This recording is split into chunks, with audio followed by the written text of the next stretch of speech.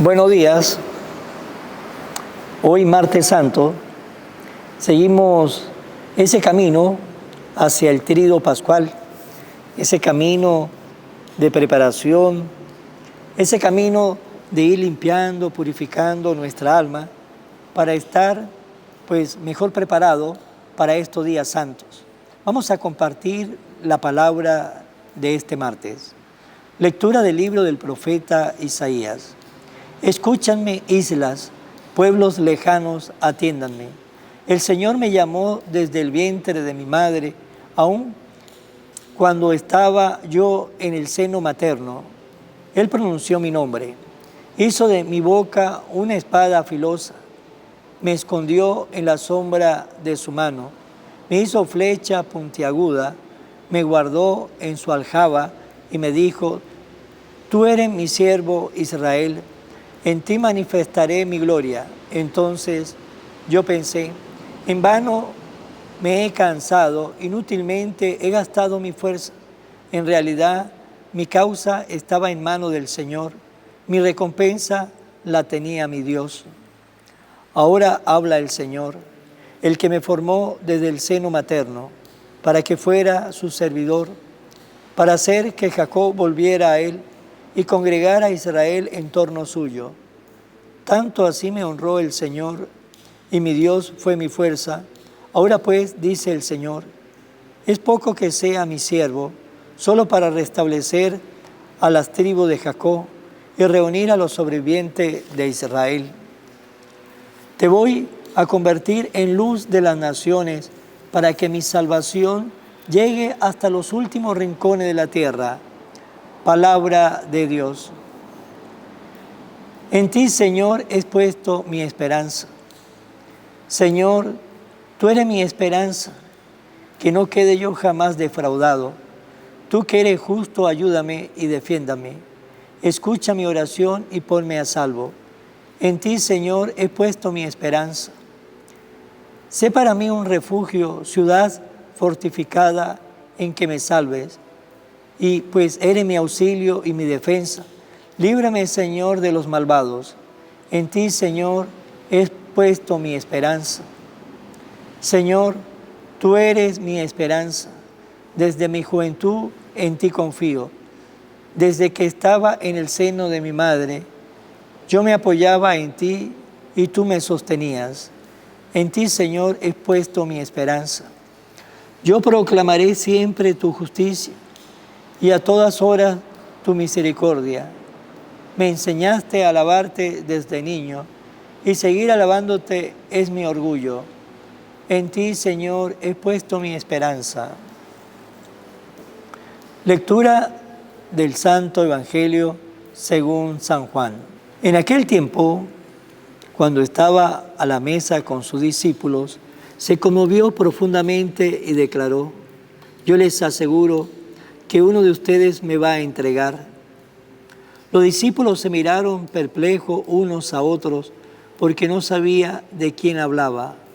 Uno de ellos, el que Jesús tanto amaba, se hallaba reclinado a su derecha. Simón Pedro le hizo una seña y le preguntó: ¿de quién lo dice? Entonces él, apoyándose en el pecho de Jesús, le preguntó: Señor, ¿quién es?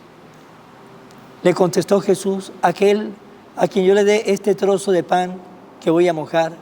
Mojó el pan y se lo dio a Judas, hijo de Simón el Iscariote. Y tras el bocado entró en él Satanás. Jesús le dijo entonces a Judas: lo que tiene que hacer, hazlo pronto. Pero ninguno de los comensales entendió a qué se refería. Algunos supieron que, como Judas tenía a su cargo la bolsa, Jesús le había encomendado comprar lo necesario para la fiesta o dar algo a los pobres. Judas, después de tomar el bocado, salió inmediatamente, era de noche. Una vez que Judas se fue, dijo: ahora ha sido glorificado el Hijo del Hombre, y Dios ha sido glorificado en él. Si Dios ha sido glorificado en él, también Dios lo glorificará en sí mismo, y pronto lo glorificará. Hijitos, todavía estaré un poco más con ustedes. Me buscarán, pero como le dije a los judíos, así se lo digo a ustedes ahora. A donde yo voy, ustedes no pueden ir. Simón Pedro le dijo, Señor, ¿a dónde vas? Jesús le respondió, a donde yo voy, no me pueden seguir ahora, me seguirán más tarde. Pedro replicó, Señor, ¿por qué no puedo seguirte ahora? Yo daré mi vida por ti. Jesús le contestó, con que dará la vida por mí, yo te aseguro que no cantará el gallo antes de que me haya negado 3 veces. Palabra del Señor. Gloria a ti, Señor Jesús. En el Evangelio de este martes santo, nos dice que Jesús estaba en la mesa con sus discípulos y estando en la mesa con sus discípulos, Jesús dijo unas palabras que conmovió. Jesús se conmovió y conmovió también a los que estaban con él, a sus apóstoles, cuando le dijo, yo les aseguro que uno de ustedes me va a entregar. Uno de los íntimos, uno de los que estuvo con Jesús 3 años, compartiendo con él, uno de los que Jesús le tenía confianza, uno de los que Jesús amaba, uno con los que Jesús había compartido ese tiempo, uno de ellos lo iba a entregar. Y con razón nos dice que Jesús se conmovió. Y también, pues, los apóstoles, escuchando lo que decía, pues se miraban perplejos unos con otros, porque no sabía de qué era lo que estaba hablando Jesús. Uno de los íntimos entregó a Jesús, un amigo, y es que cuando hay una traición, la traición duele cuando viene, sin duda alguna, de una persona muy cercana, de alguien que uno tiene confianza, de alguien que uno aprecia, de alguien que uno le tiene cariño. Esas son las traiciones que más duele, porque nunca vendrá una traición de alguien que uno no conozca o de alguien que uno casi no le tiene confianza, porque la traición que duele son aquellas personas que son íntimamente ligadas a nuestra vida. Y por eso Jesús se conmovió, porque el que lo iba a traicionar era uno de ellos, uno de los 12, uno de los que había estado con Jesús. Y hay unas palabras de Jesús que le dice a Judas, lo que tiene que hacer, hazlo pronto. Esas palabras, pues, le he meditado y me gusta meditar esas palabras, lo que tiene que hacer, hazlo pronto. ¿Qué le quiso decir Jesús con esas palabras? ¿No sería que Jesús lo que le quiso decir con esas palabras fue, piense lo que va a hacer, pero piénselo pronto? Si piénselo pronto, ¿qué es lo que va a hacer? Porque iba a tener una actitud e iba a hacer algo que no iba a ser del agrado de Jesús ni de los apóstoles, pero Jesús le habla así a ver si Judas reacciona, a ver si Judas cambia su manera de pensar que él tenía hasta ese momento. Lo que vaya a hacer, hazlo pronto. Pero, ¿qué pasó? Judas estaba en ese momento, estaba desenfocado, había quitado la mirada en Jesús. Y como había quitado la mirada en Jesús, había puesto la mirada en otra cosa, pues se había desenfocado. Su vida se había totalmente desenfocado.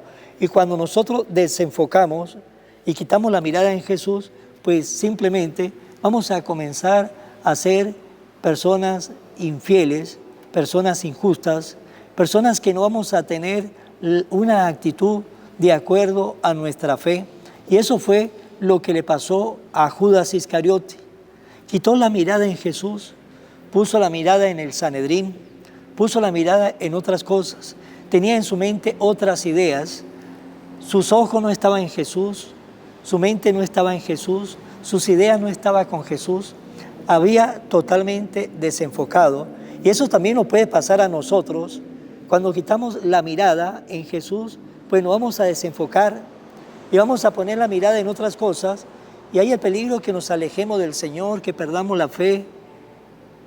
Y así también le puede pasar en un matrimonio. El matrimonio, si el esposo debe tener siempre su mirada enfocada en su esposa, pero si se desenfoca y comienza a enfocar a otras personas, a otras mujeres, pues ese matrimonio va a entrar en una crisis. ¿Por qué? Porque él perdió el enfoque, él perdió las ideas, él perdió lo que tenía que hacer, y ese matrimonio entrará en crisis. Y así también vamos nosotros a entrar en crisis espiritual, en crisis de fe, cuando desenfocamos, cuando quitemos la mirada de Jesús y enfocamos nuestra mirada en otro lugar, en otras cosas. Judas Iscariote se enfocó en el Sanedrín por una estupidez, por algo, sí, por unas monedas que era nada, pues vendió al maestro. Y todo fue porque Judas Iscariote comenzó a desenfocarse. Por eso es importante mirar nuestra vida.